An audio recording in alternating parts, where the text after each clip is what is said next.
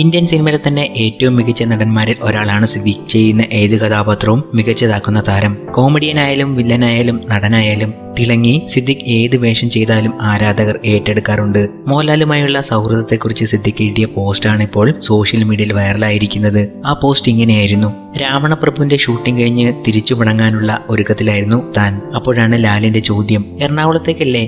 അതെ എന്ന് സിദ്ദിഖ്. ഞാനും അങ്ങോട്ടേക്കാണ്, എന്റെ കാറിൽ പോകാം. എങ്കിൽ എന്റെ വീട് വരെ വരാമോ? സിദ്ദിഖ് ചോദിച്ചു. ഭക്ഷണം അവിടുന്നാക്കാം. പിന്നെന്താ, പക്ഷേ എനിക്ക് വേണ്ടി പ്രത്യേകിച്ചൊന്നും ഉണ്ടാക്കരുതെന്നും ലാൽ പറഞ്ഞു.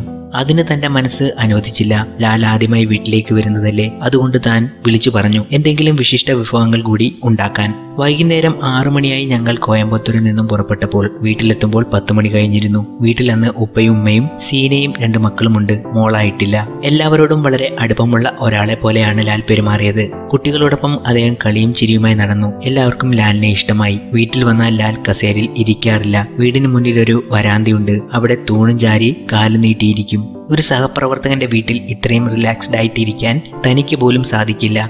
ഛോട്ടാ മുംബൈ എന്ന സിനിമ നടന്നുകൊണ്ടിരിക്കുന്ന സമയം അന്ന് തനിക്ക് വർക്കുണ്ടായിരുന്നില്ല. അന്നുച്ചയ്ക്ക് തനിക്കൊരു ഫോൺ കോൾ വന്നു. അത് ലാലായിരുന്നു. അണ്ണ എവിടെ?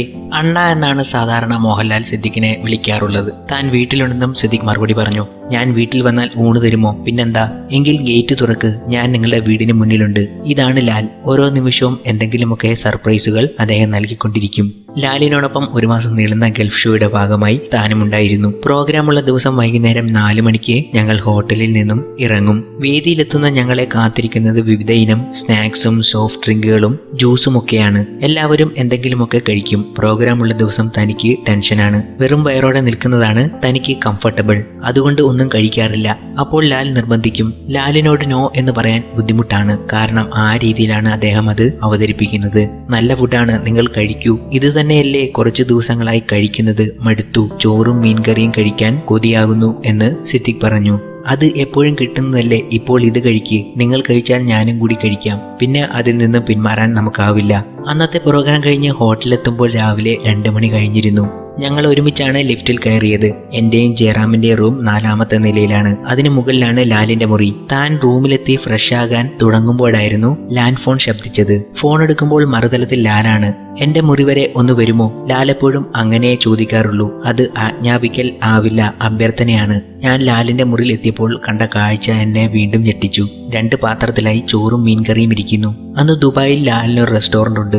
എനിക്ക് ചോറും മീൻകറിയും വേണമെന്ന് പറഞ്ഞപ്പോൾ അദ്ദേഹം അവിടെ വിളിച്ചു പറഞ്ഞ് വരുത്തിച്ചതാണ്. റൂമിൽ അത് എത്തിയിട്ടുണ്ടെന്ന് ഉറപ്പിച്ചതിന് ശേഷമുള്ള വിളിയായിരുന്നു അല്പം മുമ്പ് നടന്നത്. കൊതിയായിട്ട് കിടന്നുറങ്ങണ്ട, ചോറും മീൻകറിയും കഴിച്ചോളൂ. ലാൽ പറഞ്ഞത് ഇങ്ങനെയാണ്. ആ നിമിഷം തന്റെ കണ്ണ് നിറഞ്ഞു. ചോറിൽ മീൻകറിയും ഒഴിച്ച് താൻ കുഴയ്ക്കാൻ തുടങ്ങി. അത് കണ്ടിട്ട് ലാൽ വീണ്ടും പറഞ്ഞു, എന്താ ഭംഗി, എനിക്ക് കൂടി തരാമോ? താൻ ഒരു ഉരുള ഉരുട്ടി ലാലിന്റെ വായിലേക്ക് വെച്ചു കൊടുത്തു. പിന്നെ വേറൊരു പാത്രത്തിൽ കുറച്ച് ചോറെടുത്ത് ലാലും തനിക്കൊപ്പം ഉണ്ണാനിരുന്നു. ഇതൊക്കെ ഒരു സഹോദരനിൽ നിന്നോ ഒരു കൂട്ടുകാരിൽ നിന്നോ സഹപ്രവർത്തകനിൽ നിന്നോ എല്ലാവർക്കും അനുഭവിക്കാൻ ഭാഗ്യം സിദ്ധിച്ചെന്ന് വരില്ല. ഇതായിരുന്നു സിദ്ദിഖിന്റെ പോസ്റ്റ്. എന്തായാലും ഈ പോസ്റ്റ് കേട്ട നമ്മുടെ കണ്ണ് നിറഞ്ഞിട്ടുണ്ടാവും, ഉറപ്പ്.